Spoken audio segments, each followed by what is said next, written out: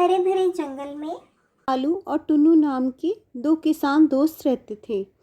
उन्होंने इस बार अपने खेतों में जामुन की फसल लगाने का फैसला किया था। टुन्नू बहुत ही मेहनती चिड़ा था, जो अपनी पत्नी रानू के साथ बहुत मेहनत करता था। वहीं कालू सारा दिन अपने घोंसले में आराम करता रहता। एक दिन कालू टुन्नू से बोला, क्या सारा दिन मेहनत करता रहता है खेतों में? तेरी जामुन की खेती 2 दिन में पककर तैयार नहीं होने वाली। थोड़ा सा आराम भी कर लिया कर। मुझे देख, मैंने भी तो जामुन की खेती लगाई है अपने खेत में, पर मैं तेरी तरह दिन रात एक नहीं करता रहता। जितना समय जामुन की खेत को पकने के लगता है, उतना समय तो लगेगा ही लगेगा। तू चाहे कुछ भी कर ले। अरे भाई कालू, अगर मैं मेहनत नहीं करूंगा तो पैदावार अच्छी कैसे होगी? अब तो मैं तभी आराम करूंगा जब मेरी फसल पककर मंडी पहुंच जाएगी। इसमें मेरी रानू चिड़िया का भी बहुत हाथ है। उसने भी मेरे साथ खेतों में बहुत काम किया है।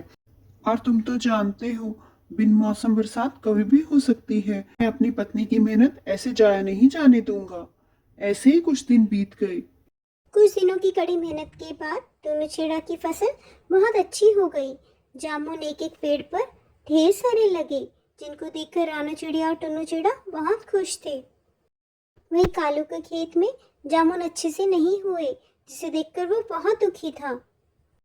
कालू को टुन्नू चिड़ा से बहुत जलन हुई। वो उदास होकर अपने घर आ गया। कालू को उदास देखकर गौरी पूछती है, क्या हुआ कालू जी, आप इतने उदास क्यों हैं? मैं दुखी ना हूं तो क्या करूं गौरी? टुन्नू की फसल देखकर मेरा तो दिल ही बाहर आ गया। उसके इतने मोटे मोटे कालू जामुन देखकर मुझे बहुत जलन हुई।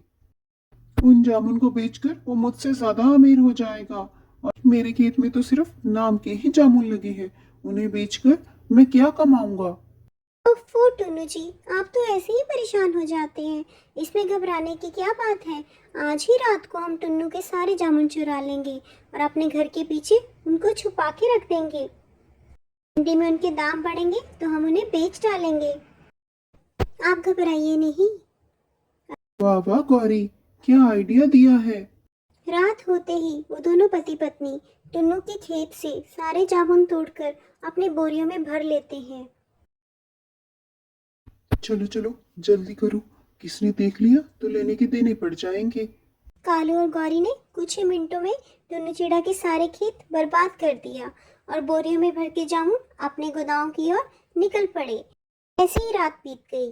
अगली सुबह टुन्नू और रानू जब अपने खेत पहुंचे तो उन्होंने अपने खेत का ऐसा हाल देखकर बहुत दुखी हुए। टुन्नू जी, ये क्या हो गया? कैसे हो गया हमारे खेत का ये हाल? हम बर्बाद हो गए, हमारे सारे जामुन किसी ने चुरा लिए। तभी झूठी सहानुभूति देने कालू कौवा वहां पर उन दोनों के पास आ जाता है। अरे यार टुन्नू, ये क्या हो गया? मैंने सुना है सारे जामुन तुम्हारे खेत से चोरी हो गए। अब तुम क्या करोगे? मैं तो कहता हूँ जल्दी से चोर का पता लगा लो। ऐसा ना हो मेरे खेत के जामुन भी चोरी हो जाए। और हाँ, मैं ये कर सकता हूँ, अपने जामुन तुम्हें कम भाव में दे सकता हूँ, अगर तुम चाहो तो। नहीं कालू, मैं फिर से अपने खेत में मेहनत करूंगा और भी अच्छे फल लगाऊंगा। कालू ये सब सोच के बहुत खुश हो रहा था। अजी क्या हुआ, आप बहुत खुश हो? गौरी, उस टुन्नू की हालत देखकर आज तो मुझे मजा ही आ गया। कितना रो रहा था बेचारा।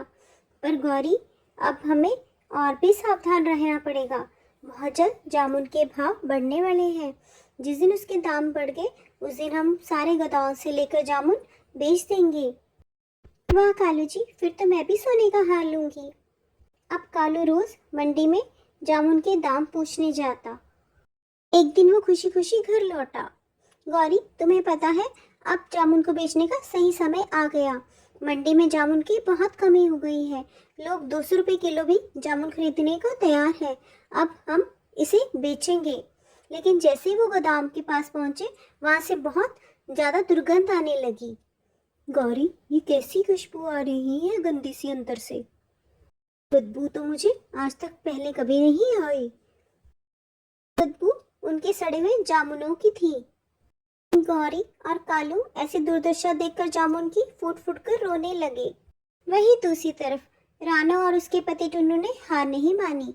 वो खेत में अभी भी खूब मेहनत कर रहे थे। एक दिन वो दोनों इकट्ठे बैठकर खेत में खाना खाने लगे। तभी वहाँ पर एक बूढ़ी चील आ जाती है और उन्हें कहती है, बेटा कुछ खाने को है? मुझे बहुत भूख लगी है। राना और टुन्नू अपना सारा खाना उस चील को दे देते हैं। बेटा तुमने सारा खाना मुझे दे दिया, अब तुम क्या खाओगे? बाबा आप चिंता मत करें, हम अभी घर जाएंगे शाम को, वहाँ पे जाकर अपना पेट भर लेंगे। उस जादुई चील ने जैसे ही खाना खाया उसे सब पता लग गया। बेटी मुझे पता है तुम्हारी फसल चोरी हो गई है। कोई बात नहीं बाबा, हमने फसल फिर से उगा ली है। ये लो बेटी एक जादुई जल, इसे अपने खेत में छिड़क देना। रानू ऐसे ही करती है और अगली सुबह टुन्नू जैसे ही अपने खेत आते हैं उनका खेत पूरी तरह से जामुन से भरा हुआ होता है। अभी वहाँ पे वो चील भी आ जाती है। रानू और टुन्नू को बताती है ये जादुई जामुन है, तुम जब इनसे गरीबों की मदद करोगे तो ये कभी भी ख़त्म नहीं होंगी। रानू और टुन्नू ऐसे ही करते हैं।